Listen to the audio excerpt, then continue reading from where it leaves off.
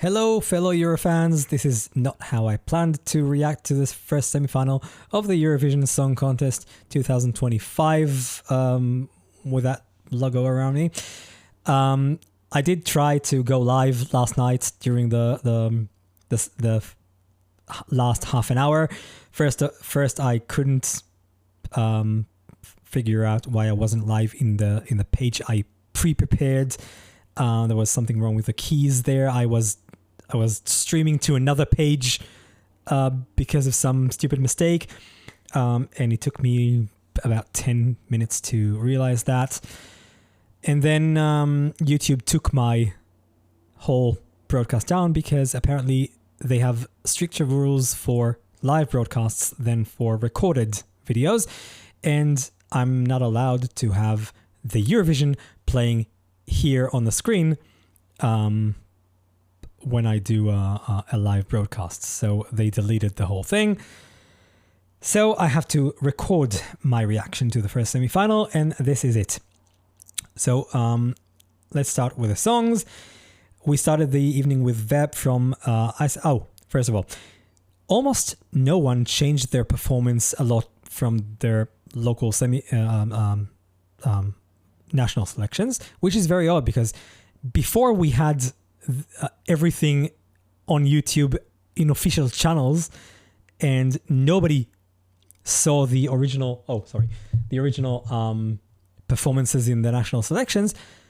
Countries used to change everything about the performance before the live competition. And now that everyone has seen the previous performances in the national selections, suddenly they don't bother changing anything. Why?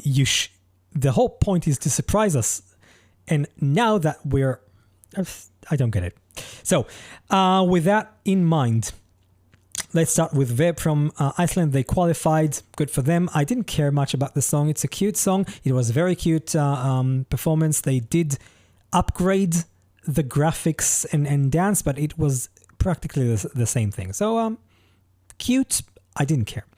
Poland also qualified. I saw someone who made a super mix of the first semi-final, and Poland's song in that super mix sounded like one note because she kept Justina kept coming back to this one note that she sings very long each time, like I mean, she sings it very well. She is very talented and very fit for a 50-year-old woman. But a song that has the same notes so many times and for so long, it's just not interesting enough for me. She's still qualified. Good for her. Clement from Slovenia didn't qualify. I thought he was a favorite to win because his song is a very touching tribute to his wife.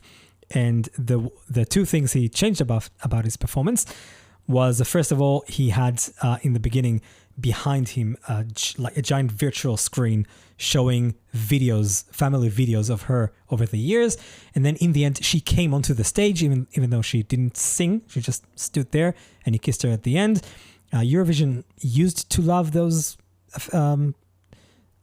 shows of affection on stage. I guess it's passé now, so he didn't qualify. Too bad. Tommy Cash from Estonia did qualify. I hate the song, obviously. I don't like anything about it. I think the guy, I don't know his real name, he has talent, okay? But the point in this song is he deliberately makes himself sound childish or like ridiculous as part of the joke. And last night he didn't even sing so well, so he was off key most of the time, and it was pretty annoying. And they staged a fan barging onto stage, even though she was one of the dancers. It's a very bad idea doing it in a year when you are scared of something real like that happening in the semi-final to one of the participants. I won't name. It's my country. So then we had Melody from Spain performing her song, even though you couldn't vote for her yesterday because they are pre-qualifiers. Apparently, they decided to send the worst song of the worst version of the song to Eurovision. The version that sounds like a radio remix by a DJ with 0 years of experience. I hate that version. The original song was so perfect. Why ruin it with this dance-like vibe? No, it just doesn't work. I still hope she gets high because she's very, very talented. Number 5 was Zifablat from Ukraine. He had a very good vocal performance. His visual design was a bit odd, especially since he was dressed like a woman, including like a shirt that looked like a bra. I mean, what's the point? Qualified, good for him.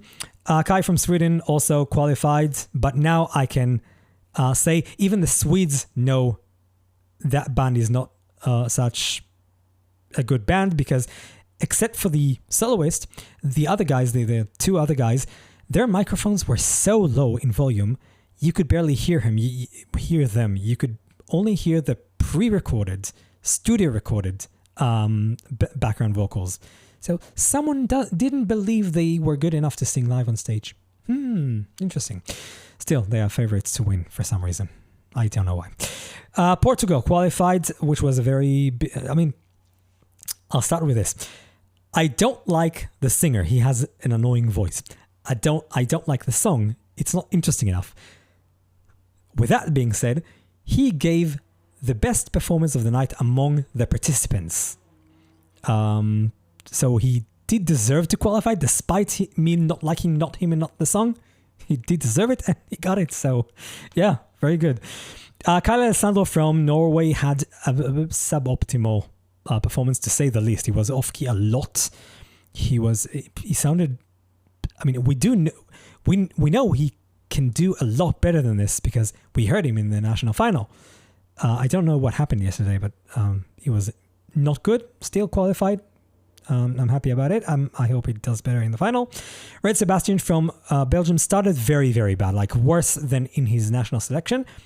Then he had like a switch and he went straight from bad to amazingly good in like 2 notes. It was an amazing performance overall. I don't know why he didn't qualify. Then we had another pre-qualifier, Lucio Corsi from Italy. Perfect performance. I said Napa gave them the best vocal performance among the participants. Non-participants, like the big 5 who are just in the semi-final to show off. They don't have to, you can't vote for them because they're just there to take some more time. He was, I do have other favorites to win, but if he wins, I'll be very, very, very happy. It will be a very well-deserving win. Well-deserved. Number 10 was Mama Gama from Azerbaijan, who didn't qualify. Too bad for them. I didn't care for it enough because it's a nice song to listen to on Spotify while working out, while working. It's like for background music, it's very good.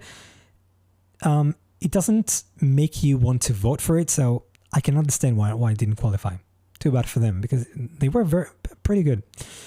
Gabri Ponte from San Marino did qualify, and that was very surprising for me because he is not a good singer. His lead singer was a bit better than in the national selection in San Marino, but still, not national selection, it was like a performance.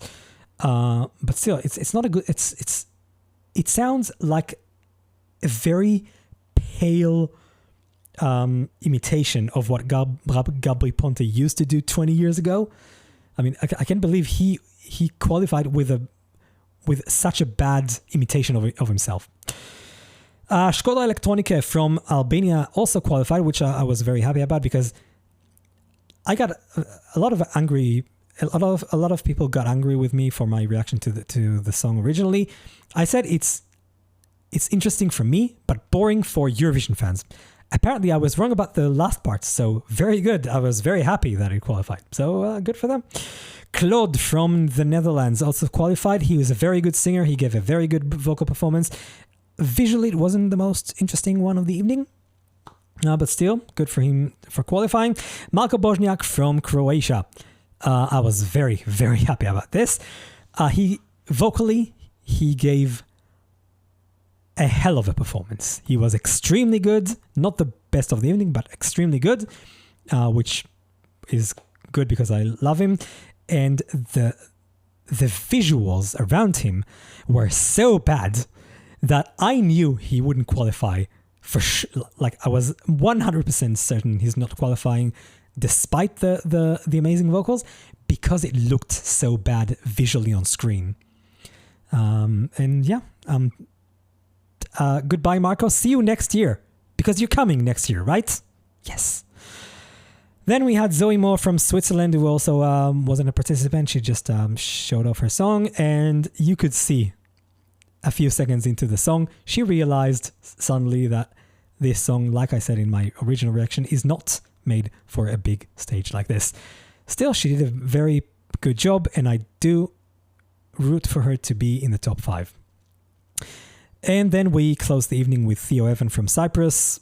Vocally, he was fine, not very good. The visual design was horrendous. It was the worst visual design of the night. It was too much flashes, lights flashing. I'm not epileptic in any way, but I almost got an epileptic attack. It was so bad. And he didn't qualify, even though I thought there was so much buzz around him that he would qualify no matter what. So I'm happy about him not qualifying. Now, their production. I was very scared before last night, because in the days leading to the live event, I saw a lot of signs that the Swiss don't have any idea what they're doing, and I was afraid it's going to be a flop. But it was very professional, except for a few little hiccups. And the stage is beautiful, and they have like this 3D AR on the stage to present the songs, and the postcards are pretty nice. Everything is... even the hosts. The jokes aren't too funny, but they're not too pathetic like last year. Or was it 2 years ago? 2 years ago, when they had Yulia from Ukraine guest hosting, and it was so pathetic. Two things I wanted to talk about. In the opening, they had a mix of Swiss music with Neo's winning song from last year, and they were playing background music with horns and a hackbrett, which is it looks like the back of a piano strings, and it's played with soft coated drumsticks. And it has an amazing sound. I love that instrument. I was very, very happy to hear it on stage. And then in the end, we had a Celine Dion tribute, which wasn't very... They brought some singers from other countries, and they are all good singers, but the performance wasn't good. There was no harmony there. Everyone was... It's like 4 people standing on stage and avoiding the others. Like, none of them were addressing the presence of the others. It was very, very strange. And we did have a very bad musical about Switzerland. It was the cheapest musical I've ever seen. My teacher in high school... I didn't have a music teacher in high school. Any high school music teacher could write something better than this. There was no rhyming, no constant length to the lines. And then they had Petra Mede from Sweden, who hosted Eurovision 3 times, playing, and I quote, William Tell, which is, of course, Wilhelm Tell originally, which was so stupid. But it wasn't bad. I mean, it was fun to watch, but so unnecessary. And then we had the announcement of the qualifiers, a split screen between 2 countries each time. It's just an excuse to lengthen the already too long show. it's unnecessary. Please give it up. I hope it doesn't. They don't keep that show going next year of announcing the qualifiers with split screens. It's just annoying. So yeah, this was the first semifinal. As for the second semifinal, I still do want to try to do a live reaction, but YouTube won't let me. So what I'm going to do is one of several things. I can do a live on YouTube without having the screen here showing the original Eurovision stream.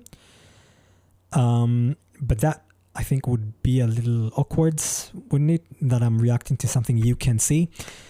Or I can do it on Facebook instead, which is technically possible for me, but I don't have the same followers there, so I don't know. Tell me in the comments if that's something you would consider going to my Facebook to watch that, or I can just record a reaction like I'm doing now. So I'm so tired. I barely slept this past week. Every single night I spent half the night contemplating these things.